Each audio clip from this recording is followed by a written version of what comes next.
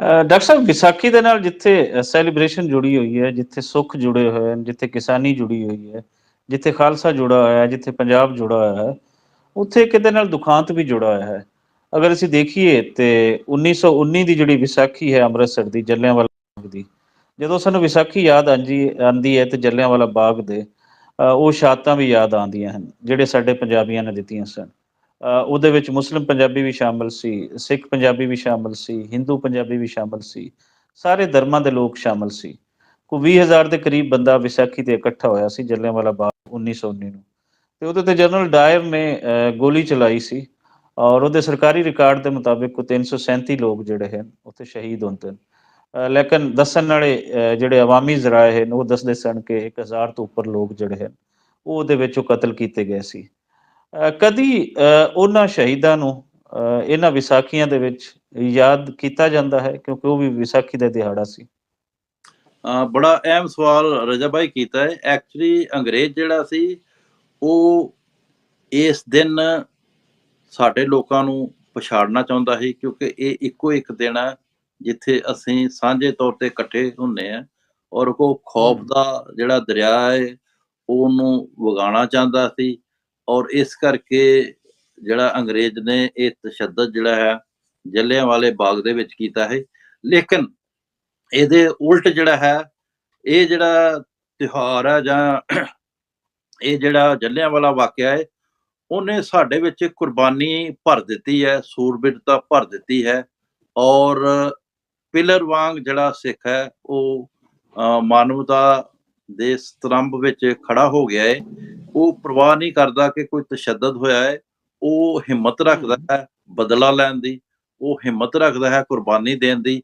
ਔਰ ਜਿਸ ਕਰਕੇ ਇਸ ਦਿਨ ਜਿਹੜਾ ਹੈ ਉਹਨਾਂ ਸੂਰਬੀਰਾਂ ਨੂੰ ਸਨਮਾਨ ਕੀਤਾ ਜਾਂਦਾ ਹੈ, ਉਹਨਾਂ ਦੀਆਂ ਸਮਾਧਾਂ ਤੇ ਮੇਲੇ ਲੱਗਦੇ ਆ, ਔਰ ਸਰਕਾਰ ਵੱਡੇ ਪੱਧਰ ਤੇ ਇਹ ਜਲਿਆਂਵਾਲੇ ਦੀ ਸੈਲੀਬ੍ਰੇਸ਼ਨ ਕਰਦੀ ਹੈ।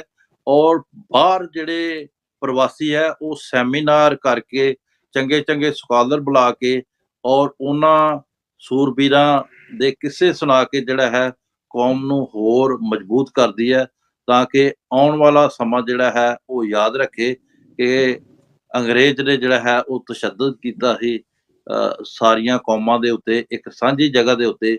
ਔਰ ਉਹ ਇਤਿਹਾਸ ਦਿਨ ਹਰ ਕੋਈ ਯਾਦ ਰੱਖੇ ਔਰ ਉਹਨੂੰ ਸੈਲੀਬ੍ਰੇਟ ਕਰੇ, ਆਪਣੇ ਸੂਰਬੀਰਾਂ ਨੂੰ ਜਿਹੜਾ ਹੈ ਨਤਮਸਤਕ ਹੋਏ ਔਰ ਮੇਲੇ ਲਾ ਕੇ ਜਿਹੜਾ ਹੈ ਇਹ ਸੰਦੇਸ਼ ਜਿਹੜਾ ਹੈ ਪੂਰੇ ਸੰਸਾਰ ਨੂੰ ਦਿੱਤਾ ਜਾਵੇ। ਰਜਾ ਬਾਈ।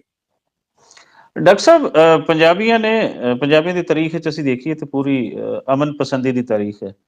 ਪੰਜਾਬੀਆਂ ਨੇ ਅੱਜ ਤੱਕ ਕਿਸੇ ਤੇ ਹਮਲਾ ਨਹੀਂ ਕੀਤਾ, ਲੇਕਿਨ ਬਹੁਤ ਸਾਰੀ ਕੌਮਾਂ ਨੇ ਪੰਜਾਬੀਆਂ ਤੇ ਹਮਲੇ ਕੀਤੇ ਹਨ, ਔਰ ਇਹਦਾ ਇਹ ਇਤਿਹਾਸ ਜਿੰਦਾ ਰਹੇਗਾ, ਲੋਕਾਂ ਨੂੰ ਪਤਾ ਰਹੇਗਾ। ਇੰਝ ਹੀ ਜਿਵੇਂ ਅੱਜ ਦੇ ਮੋਸਟ ਸਿਵਲਾਈਜ਼ਡ ਲੋਕ ਹਨ ਯੂਕੇ ਦੇ ਗੋਰੇ, ਇਹ ਵੀ ਸਾਨੂੰ ਯਾਦ ਰਹਿਣਗੇ ਕਿ ਇਹਨਾਂ ਸਾਡੇ ਵੱਡਿਆਂ ਨੂੰ ਕਿੰਝ ਗੋਲੀਆਂ ਨਾਲ ਬੁੰਨਿਆ ਸੀ। ਆਵਾਜ਼ਾਂ ਆਉਂਦੀਆਂ ਕਿਸੇ ਹੋਰ ਵੱਲੋਂ ਆਉਣ ਜਾਂ ਨਾ ਆਉਣ, ਪੰਜਾਬੀਆਂ ਵੱਲੋਂ ਆਉਂਦੀਆਂ ਹਨ।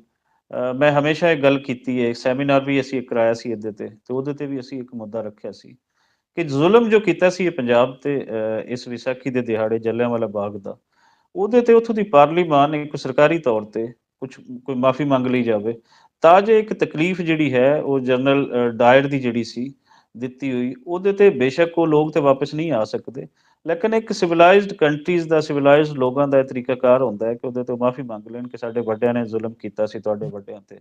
ਇਹਦੇ ਵਾਸਤੇ ਅਗਰ ਅਸੀਂ ਦੇਖੀਏ ਤੇ ਇੰਡੀਆ ਦੇ ਵਿੱਚ ਵੀ, ਪੰਜਾਬ ਦੇ ਵਿੱਚ ਵੀ ਸਾਨੂੰ ਆਵਾਜ਼ਾਂ ਮਿਲਦੀਆਂ ਰਹਿੰਦੀਆਂ।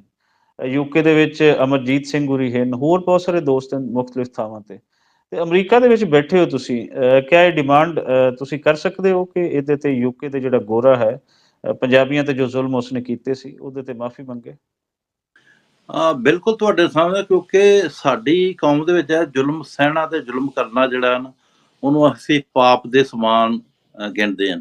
ਲੇਕਿਨ ਜੋ ਇਹਨਾਂ ਨੇ ਤਸ਼ੱਦਦ ਕੀਤੇ ਹੈ ਜਾਂ ਉਸ ਸਮੇਂ ਤੇ ਜਿਹੜਾ ਸਿੱਖਾਂ ਨਾਲ ਧੱਕਾ ਕੀਤਾ ਹੈ ਉਹ ਦਿਨ ਭੁਲਾਏ ਨਹੀਂ ਜਾਂਦੇ। ਮਾਫੀ ਮੰਗ ਵੀ ਲੈਣ ਤਾਂ ਸਾਡੇ ਜਿਹੜੇ ਮੇਲੇ ਆ ਉਹ ਰੁਕ ਨਹੀਂ ਸਕਦੇ, ਇਹ ਦਿਨ ਸੈਲੀਬ੍ਰੇਟ ਕਰਨ ਤੋਂ ਹਟ ਨਹੀਂ ਸਕਦੇ, ਕਿਉਂਕਿ ਅੰਗਰੇਜ਼ ਜਿਹੜਾ ਸੀ ਉਹ ਵਪਾਰ ਕਰਨ ਆਇਆ ਸੀ ਐਕਚੁਅਲੀ।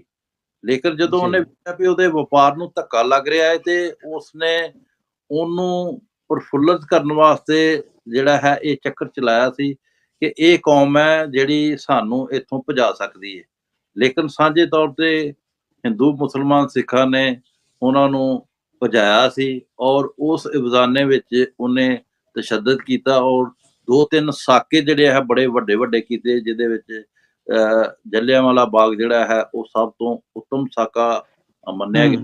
ਇਸੇ ਤਰ੍ਹਾਂ ਭਗਤ ਸਿੰਘ, ਰਾਜਗੁਰੂ ਸੁਖਦੇਵ ਦੀ ਫਾਂਸੀ ਜਿਹੜੀ ਹੈ ਲਾਹੌਰ ਵਿੱਚ ਦਿੱਤੀ ਗਈ ਜੀ ਹੈ, ਉਹ ਅੰਗਰੇਜ਼ਾਂ ਦੇ ਖਾਤੇ ਪਈ ਹੈ। ਲੇਕਿਨ ਸਿੱਖ ਜਿਹੜਾ ਹੈ ਉਹ ਨਾ ਤੇ ਬੈਗ ਕਰਦਾ ਹੈ, ਤੁਹਾਨੂੰ ਪੂਰੇ ਸੰਸਾਰ 'ਚ ਕੋਈ ਸਿੱਖ ਭੀਖ ਮੰਗਦਾ ਨਹੀਂ ਨਜ਼ਰ ਆਵੇਗਾ। ਉਸੇ ਤਰ੍ਹਾਂ 'ਚ ਸਿੱਖ ਜਿਹੜਾ ਹੈ ਉਹ ਬਦਲਾ ਲੈਣ ਦੀ ਭਾਵਨਾ ਰੱਖਦਾ ਹੈ, ਨਾ ਕਿ ਨੀਵੇਂ ਹੋ ਕੇ ਜਾਂ ਮਾਫੀ ਵਾਸਤੇ ਪ੍ਰੇਰਿਤ ਕਰਨ ਵੱਲ ਤੁਰੇਗਾ। ਹਾਂ, ਤੁਸੀਂ ਗੱਲ ਇਹ ਕਹੀ ਹੈ, ਹੋ ਸਕਦਾ ਇਸ ਚੈਨਲ ਦੇ ਨਾਲ ਸਿੱਖਾਂ ਦੇ ਵਿੱਚ ਜਾਂ ਇਸ ਤਿਉਹਾਰ ਨੂੰ ਮਨਾਉਣ ਵਾਲਿਆਂ ਦੇ ਮਨਾਂ ਵਿੱਚ ਕੋਈ ਗੱਲ ਆ ਜੇ ਤੇ ਕੋਈ ਇਸ ਤਰ੍ਹਾਂ ਦੀ ਪਟੀਸ਼ਨ ਜਿਹੜੀ ਹੈ ਉਹ ਸ਼ੁਰੂ ਕਰ ਲੈਣ ਤੇ ਸ਼ਾਇਦ ਗੋਰਿਆਂ ਨੂੰ ਵੀ ਸਮਝ ਆ ਜਾਏ ਕਿ ਇਹਨਾਂ ਨੇ ਇਹ ਮਾੜਾ ਕੀਤਾ ਸੀ ਔਰ ਉਹਦੀ ਮਾਫੀ ਮੰਗ ਲੈਣ, ਜਿਸ ਨਾਲ ਜਿਹੜਾ ਹੈ ਸਿੱਖਾਂ ਦੇ ਹਿਰਦੇ ਜਿਹੜੇ ਵਲੂੰਦਰੇ ਗਏ ਸੀ ਉਹ ਸ਼ਾਂਤ ਹੋ ਜਾਣ।